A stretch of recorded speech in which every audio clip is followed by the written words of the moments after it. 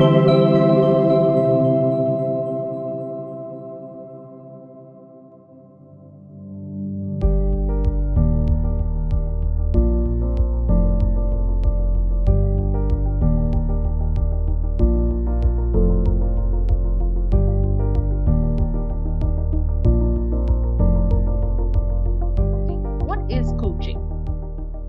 are the different aspects of coaching? What is coaching not? So what coaching is not? And so I'll open it up to our panelists. Feel free, Hannah or Claire, to dive in and answer that question for us. What is coaching? All right, I see like Claire is looking at me.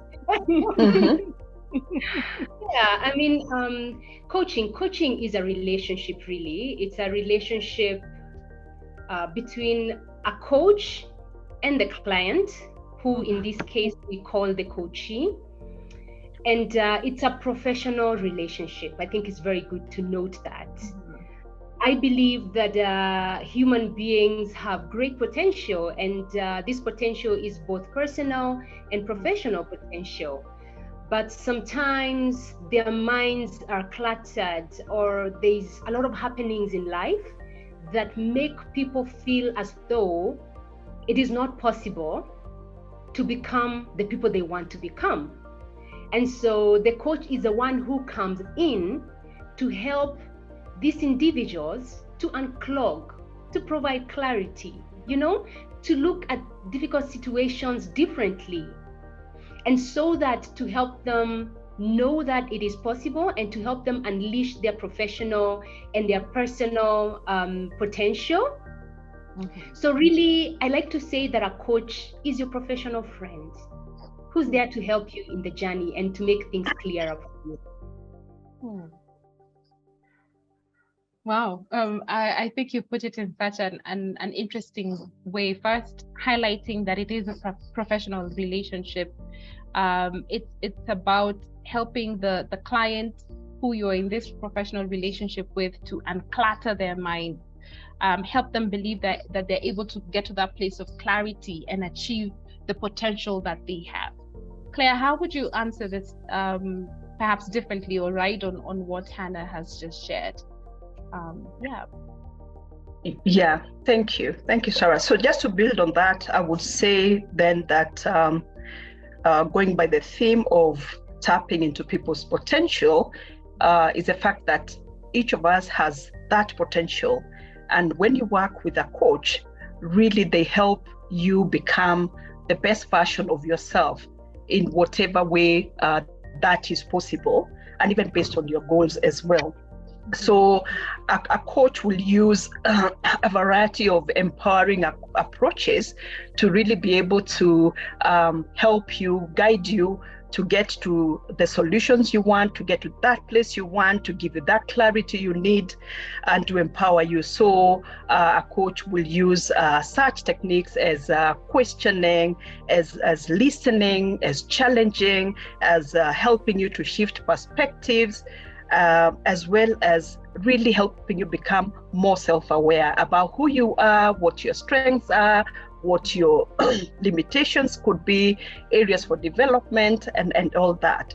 So in a nutshell, again, we can say that the coach really helps people to have the clarity they need around their goals. So normally you come to your coach with a goal that they really help you work through. And therefore, a coach is what we call a thinking partner. They are a sounding board that you can rely on. And as Hannah has said, it's an equal partnership. It's unlike training or any other learning interventions where you got the person who is really disseminating the information and the advice. In coaching, the partnership is equal because we say that the expert on the matter is the client or the coachee, and the coach is the expert on the issue and the process. So therefore, in that way, it is very different from mentoring, for example, because in mentoring, you're working with a mentor who has been there, who has the experience, and you want to, as the mentee, you want to tap into that experience, that know-how, to be able to grow yourself.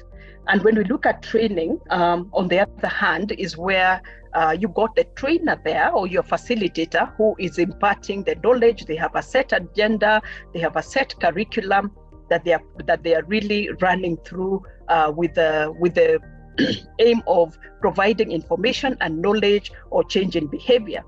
Then oftentimes coaching is confused with counseling or therapy.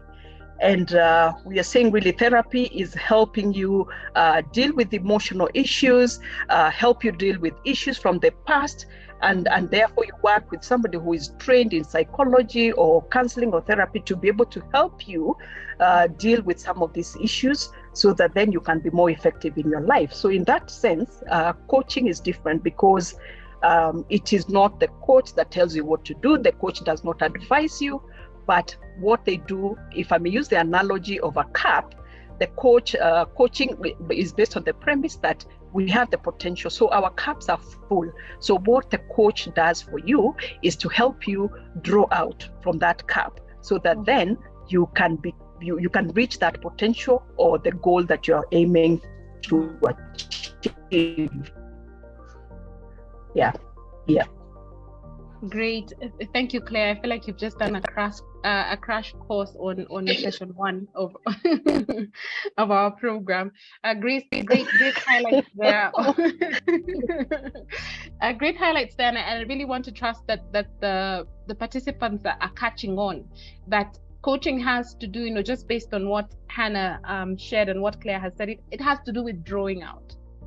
And I like the words that you've used, that a coach is a thinking partner. They are a sounding board. You'll hear a number of people talking about that a coach holds space for you. And I really like that you brought out that perspective of a coach actually has certain tools in a toolbox. And so I want to believe that the training has to do with you being equipped with those on what those tools are. And maybe if I can just link a little bit more there. I know you've talked about techniques, and some of them perhaps are listening techniques. How do you listen? It has to do also with asking powerful questions. What does asking powerful questions look like? But I'd want to maybe just to dive a little bit deeper and maybe hear from both of you, Claire and Hannah. What would you say is the mindset of a coach that perhaps makes them different from the therapist or the teacher or the thing that actually drives them to be able to be this thinking partner and help people draw out what they have? Yeah. A coach, let's call them an effective coach. Then an effective coach does have qualities, and those qualities would be: the coach is observant, the coach needs to be a good listener, the coach does need to be respectful, because this is a relationship, and so they're not looking down on the coachee, feeling like they know it all and they're the experts. Because again, Claire again taught me that the coach is not the expert of the subject. The coach is the expert of only the process, to draw out and to help. The coach also is good at asking questions. They're also goal-oriented, because they're going to help the coachee achieve the goals that they have set for themselves. And also the coach is trusting, because the coach has got to trust that the coachee has everything they need to reach the goals that they want to reach. Hannah, you speak with so much passion. Wow. Oh, I'm a coach. I said my coach. I'm really eager to dive into what your journey has been, from understanding how you were doing it before and receiving this toolbox of techniques and know-how to do exactly what you have described. But before we go into that, I guess we can hear from Claire. What is the mindset of a coach?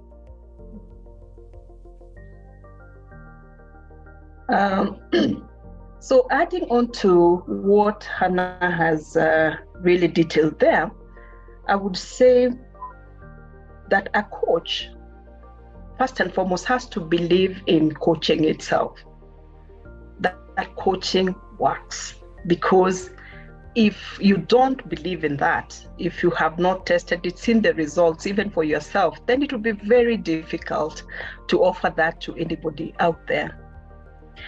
The other thing is that a coach has really to be one person that sees the best in others, that when we interact with people, we can see the goodness in them, the potential in them, and we are really interested. We have a passion for helping people to harness, to tap into that potential, right? And therefore, a coach is a people person, right? They want others to grow. They want the best for them. And in that process, that helps you to work with people who are on different positions or steps of the growth journey. And you're able to work with them and give them unconditional positive regard, we call it, all right? Then the other thing that's really key for a coach to have, the mindset of a coach, is that people have solutions. I think Anna has alluded to that. People have solutions to their issues. They know. More often than not, they know. It's just that sometimes the how, or tapping into what they know, becomes difficult, either because they have limiting beliefs, or they don't have time to think, to reflect, all right? Or confidence, or it could be anything, or they're overwhelmed already at that point. So if the coach believes that, then you will not be striving to give solutions to people who already have solutions, because we believe in coaching that homegrown solutions are the best, all right? It's a point of inspiration for most people that I have done it, I've done this. You're coaching a team, and you're bringing them, you're drawing them out, drawing what they know, helping them participate in the decision making, and therefore that really just inspires, it builds people's confidence. The other thing about being the mindset of a coach is that of abundance, all right? The mindset of abundance that, it's the grass it's enough for all of us. By giving and giving, you lose nothing, all right? If you're a leader and you're coaching, I mean, the fact that you're growing your team does not mean you will lose your job. If anything, it propels you to grow more as a leader. And it's the same. So as a coach, you need to have that spirit of generosity, that you want to give, you want the best for your clients at all times. And you really, really are out to give them the best that you have. Then the other thing, of course, is that we are non-judgmental, right? That's something that we really need to take into account, that we do not judge others. We come from a point of acceptance, the unconditional positive regard I mentioned, the understanding that people have walked different journeys, being able to put ourselves in their shoes is a place of empathy as well, all right? And I think there's much more. Plus the learning orientation, being ready and willing to learn, being ready to reflect on self, to grow, to change, because you cannot give what you don't have as well. Sarah, there's more, but I think that sums it up because Hannah had already done some justice to the question as well. Great expounding, and I want to believe that we're so engaging, that everyone is so immersed, that we're not seeing any questions. But please, participants, I really encourage you to pose your questions. I mean, and more particularly about this particular part of the conversation on understanding what coaching is. I think someone asked, is coaching teaching? And from this description, is a coach a teacher? Daniel asked. Maybe a quick response on that one. Is a coach a teacher? And I think Claire had already talked about that. Okay, Is like an instructor and a trainer. So no, the coach does not instruct and does not teach. Yeah, the coach does not instruct and does not teach. And I think through the training, there's a more detailed immersion on the differences between coaching and other guiding professions. But if I'm just to sum that section up, I'm hearing that it's a professional relationship. I'm hearing that the end goal really is to maximize the potential of the person that you're interacting with as the coachee. I'm hearing that will take a number of tools and skills, empowering approaches, techniques, and that is what you would get from immersing yourself into training. I'm also hearing that there's a certain mindset that a coach would need to wear. And I think there's a lot to say there about a coaching mindset, because a coaching mindset is not something that you wear and then you take off. You wear during a coaching session and then you take it off once you're done with the coaching session. I think one thing that we have continuously heard from people who've gone through our programs is that the shifting to the coaching mindset has affected other sections of their lives. They've learned to think possibilities. They've learned to believe that other people have solutions, and that's something that has spilled over in their relationship with their partners, relationship with their children, relationships at work. So this is definitely something that would support all of us in not only transforming our careers, but actually transforming our lifestyle. So I think I'd like to then, just get to hear a little bit more. And again, the chat is open. Feel free to ask any questions and we'll get to it. So just hearing a little bit more about what your personal journeys have been. A number of people, a larger percentage of those who are on this call are looking to build careers out of coaching. Or to increase their leadership effectiveness. What might you share about what your personal journeys are that may be of encouragement to those who are on this call?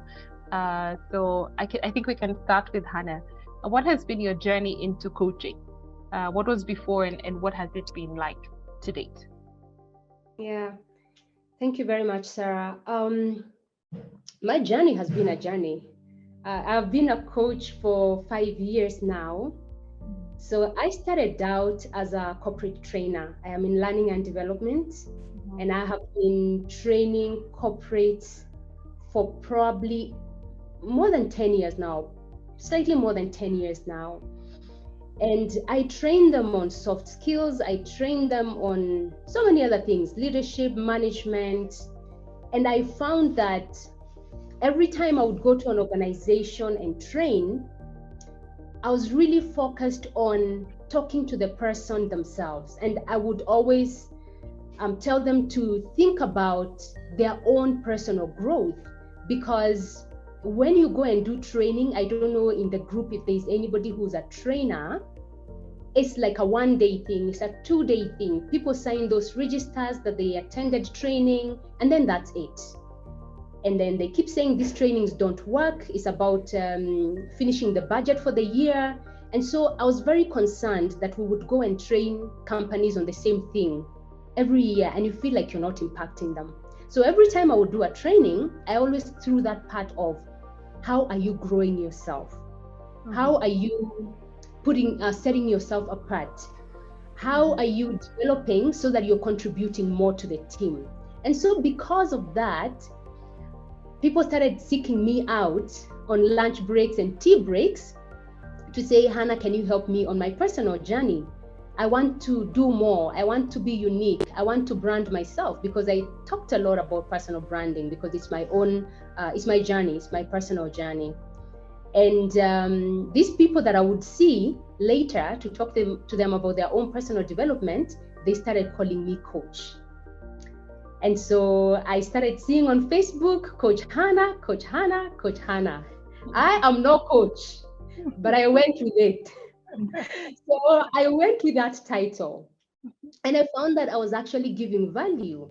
When somebody comes to me and we spend an hour, 2 hours, they find so much value, and I used to feel really good. But then I realized there were coaches everywhere on social media. There was a relationship coach. There's a coach calling themselves Coach Wamboi, Coach who. I'm like, who are these coaches? I don't want to be associated with with these coaches, because I feel like, no way, coaching has to be more than this. I can't really be called coaches with everybody else who I don't even know, because I mean, I've gone to school, I've invested. I'm currently doing my PhD in entrepreneurship. I have a background in international business. I have an MBA in HR. And so when I call myself coach, and somebody there is calling themselves coach and they have not stepped into a business class, and I'm calling myself a business coach, I'm like, there's no way, I cannot be in this batch. And so with that, I actually removed that coach. At some point I called myself Coach Hannah. I was signing Coach Hannah. I removed it. And I said, I'm not coach, but I'm still gonna keep helping people. And that's what led me to wanting to learn who is a coach and what is coaching, so that now I can become the proper coach, because I want to coach, but I want to coach the right way. And so I did a few courses here and there online, and then I was told about CDI. So when I landed at CDI, I learned how to be a coach, and trust me, the ball game is totally different. What I thought coaching was, even though I was helping my clients, even though I was happy helping my clients, it's different. Like, I coach different. So I wanted to get certified because, of course, I wanted to be credible. I also wanted to differentiate myself from these other people hawking coaching businesses right, left, and center. You need to be careful, Hannah. There may be some of us on the call. And I think I'm actually tempted to ask, are there any of us who perhaps haven't received the actual training as yet, and we're calling ourselves coaches? Maybe we can do a quick round of honesty to just go like, yeah, I'm calling myself coach. I think that's what Hannah is talking about. But I do resonate with that story very much. Maybe let me ask more particularly, Hannah, how you talk about that the ball game is different. How has it been different? First of all, of course, you feel good. I felt really, really good that I'm credible. And so it gave me so much confidence to go and coach, you know? And then, by the way, I'll also say something, Sarah. When I registered for CDI, that same week, I got a job for coaching with a big organization. And so somebody said, oh, Hannah, I know you're a coach. They don't know I'm doing CDI, but they know I'm a coach previously. I mean, they called me coach. And they are looking to coach their leadership team, And then down here, they said, but you must be a certified coach. And I said, oh, I'm not a certified coach. And so I was happy that now I'm getting the certification, because that job I had to give to other people as I wait to get certified. So to answer your question, for me, really, it gave me confidence. Just coming and training, just the training and learning how to coach gave me confidence to go out there and coach with a lot of confidence and without feeling like I'm an imposter, you know? I'm calling myself coach and I'm not really a coach, and they're gonna find out I'm not a coach, you know? So it really just gave me that confidence, just knowing that I'm a real coach. And then, of course, also, it was easier for me to start conversations with organizations, because serious companies are not going to be coached by a briefcase coach. They're not going to be coached by somebody who's just calling themselves a coach. They're very careful, because also there's a report they need to give. They're careful about the people who coach their leaders, you know? And so just being able now to get into those spaces and apply and be confident that I can be considered for this coaching job because I am certified, you know? And then also with the charges, I mean, please, before I got certified, even if I tell somebody I'm going to charge you 10,000 shillings, how do I quantify? Even if they get value, you feel some type of way, you know? I'm a trained trainer, I can train and get paid. But a coach, I'm like, where are they paying me? You know, but now after getting certified, hey, I'm a certified coach. So yes, you're paying for the value, you're investing for the value that I'm giving you. And so really just that confidence and the money bit that comes with it and feeling professional, you know? Yeah. Great response there, Hannah. And thank you for sharing so honorably. Again, feel free to just let us know if you're one of those coaches, because I think for sure I was. I told a lot of people that I was coaching before I actually got my certification, and I think that's eventually what brought me to CDI. But I think you highlight what your journey has been is through getting your certification and your training, you've built your credibility. I believe that you have built your revenue generation, because now you're able to confidently quote for what your value is and the value that you're creating. I'm also hearing that it's built your confidence. And it's so interesting that you talk about, Hannah, having to give out work as you pause to get your certification. I think ever since 2020, if I might just share a little bit before inviting Claire, we have as CDI-Africa seen a surge in requests for coaching opportunity, coach training, and organizations who are looking for their leaders to be coached. And for sure, more and more people are realizing that there's a professional standard to coaching. And they want individuals who understand what that professional standard is. I think just this week, we have had 3 engagements with 3 global clients who are asking for African coaches. Again, it's becoming louder. We're looking for coaches in Africa because we have contracted coaches outside of Africa, and it has not worked because, first of all, there's a time difference issue. Second of all, the Westerners have a different context to Africans. And so we are seeing that for institutions that are investing in coaching in Africa, they're looking for African coaches, and they know what the global standards are, and they're asking for individuals who have been trained on these global standards. And that's just this week. 3 global clients who have engaged us, just getting to see, who are you guys? Do you have a network of coaches who we can rely on for this project? I think, Claire, before I ask you to perhaps share more of your story and your journey, what might you perhaps highlight as what you have seen as the trend since the time that you started coaching and now? How would you say that the profession has changed, even in light of what Hannah has shared? Okay, I think of 3 things. 3 things come to mind. One is when I started out in 2014, there was very little knowledge of coaching, especially in this region, Eastern Central Africa region, and even in Kenya. I think there were very few certified coaches back then, right? And now we've seen a proliferation of coaches, whether trained or untrained. And also at the ICF level, the ICF chapter here in Kenya, we've seen quite a flurry of people who've been certified even recently. SCC credentials have really, really increased. And that points to the growth of the coaching industry in our context. Then 2, at that point, coaching was very much relegated to like executive and leadership coaching, and maybe career coaching, and perhaps business coaching. Mm-hmm. But now we've got all these unique niches that have arisen as a result of, societal issues, challenges, opportunities. So we've got quite a number of specialized niches coming through. For example, wellness, health and fitness, financial coaching. We've got family and parenting coaching, relationship coaching, and all these that have really gained ground because also of the demand within society. All right. Mm-hmm. So what was the other thing I was thinking about? And then, of course, technology and the opening up of the space for, global work, all right?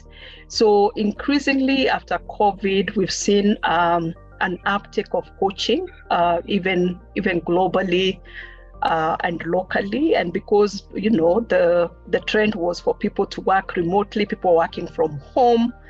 So whereas before we used to meet our clients physically, now I don't remember ever meeting my clients face to face, unless they requested for a physical meeting or we went out out for lunch to just get to meet and all that. So that has also increased opportunities for coaching, right? Because the reach is wider. I can coach someone in Mandera, I can coach someone in Tanzania, another one in New York or wherever. And it's just given a lot of flexibility as well as just opportunities for growth in terms of business, opportunities to also coach at a multicultural context, not just Kenyans, but people out there. So you get to understand the issues and coaching at a wider level. Yeah. Great. Great. Thank you for that, Claire. I think very insightful on how the profession has grown, because I think in my interaction with a number of people who are interested, there's usually that question of, is coaching just a fad? Is this certification thing just a fad?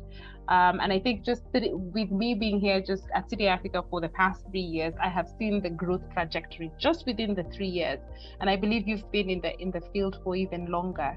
And you're actually demonstrating that there's more demand, there's more opportunities, there's more diversification of the niches, etc.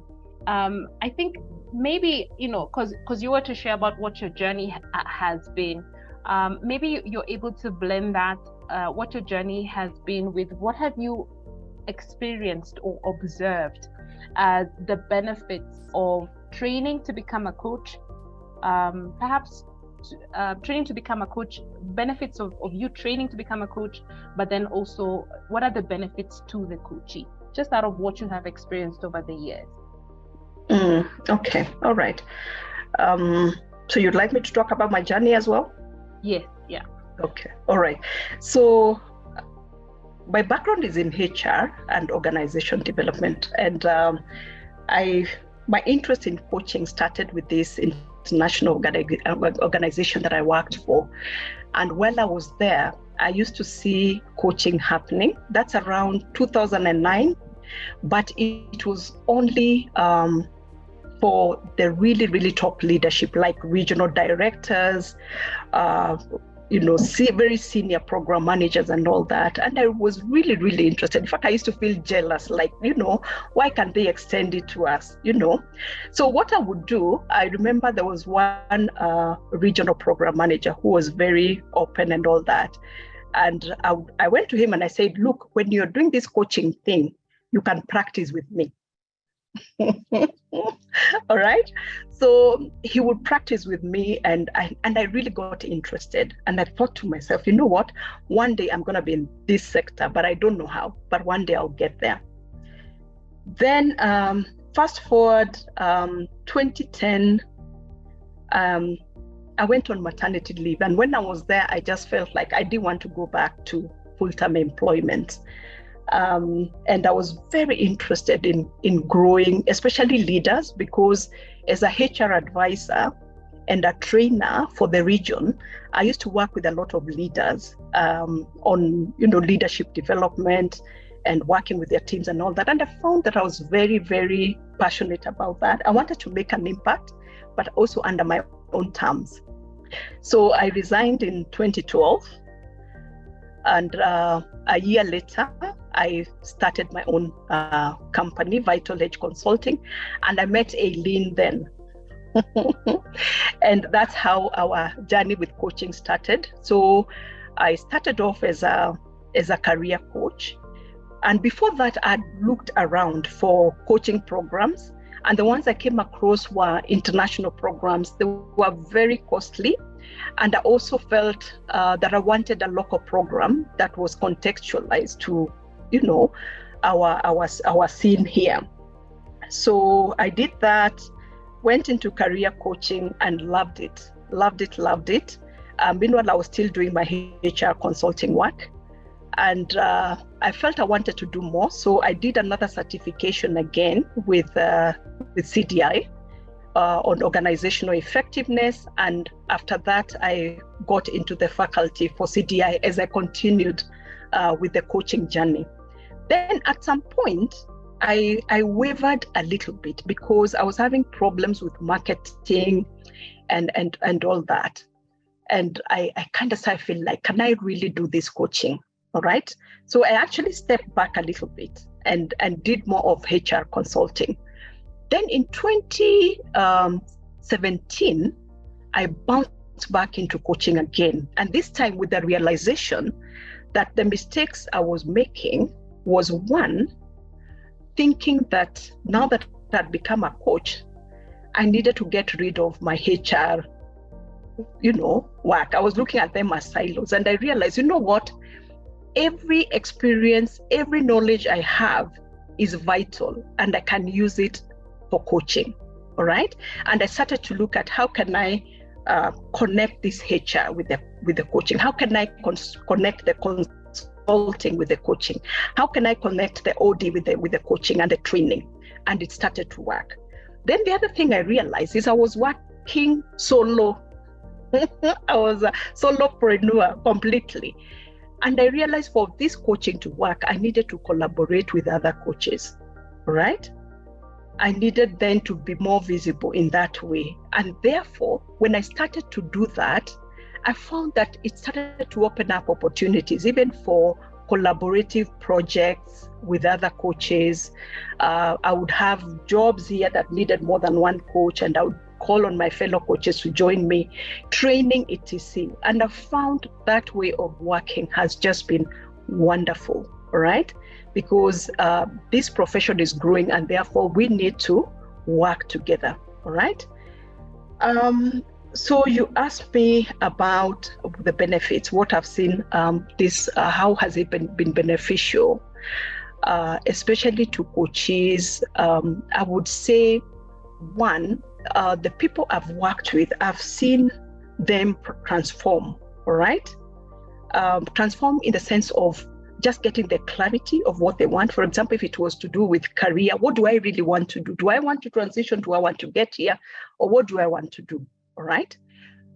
In the process, also confidence building. All right. That they start to see that, yes, I have the answers. I can do this. All right. And then there are instances when I've been called to do outplacement coaching, like when people are being declared redundant. And at that point, it's very difficult because people are scared, they have fear, they are losing hope, or they have this money and they don't even know what to do next.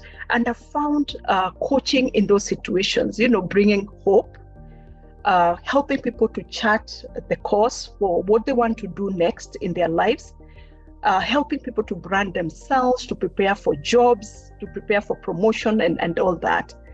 Then at an organizational level, because I've done a lot of work on leadership, training, facilitation, as well as coaching and coach training, I think we've seen a lot of transformation for organizations that have embraced coaching because the culture has shifted gradually, Leaders have said, I work better with my team. They're more open now.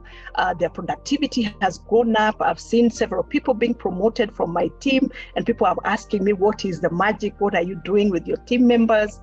And so many other things that, I don't know, even people getting to, get inside of themselves and realize, some of the trauma they've carried through their lives, okay, that they may not even be aware of, that is really hindering their progress, because trauma can just live on for years and we don't know. And that's something I've come across and helped people around that. I've gotten into a niche called imposter syndrome coaching, and I've found that there are a lot of top professionals, high potentials who are really suffering in that space. And I've been able to help a couple of them, to get to that point where they really come out stronger, come out believing in themselves, come out clear about what their strengths are, and come out clear about what are some of the beliefs that have been really working against them. Yeah.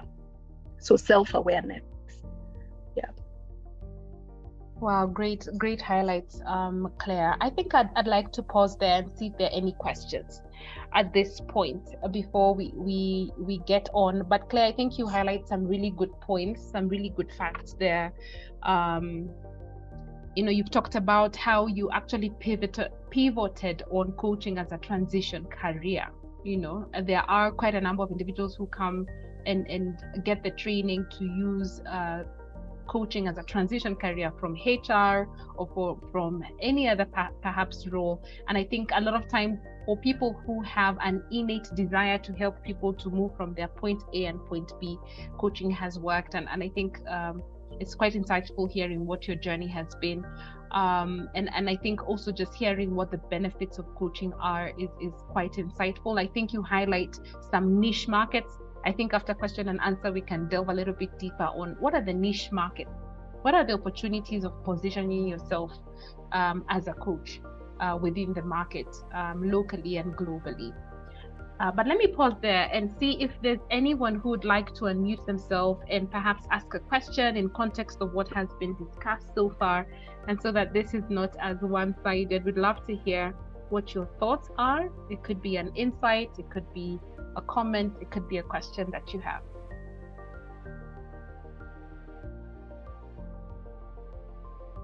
I think James Njaya says, very insightful from Claire and Hannah. If I may ask, what kind of assessment do you use to identify the strengths and development areas of leaders? I think we can take that from James.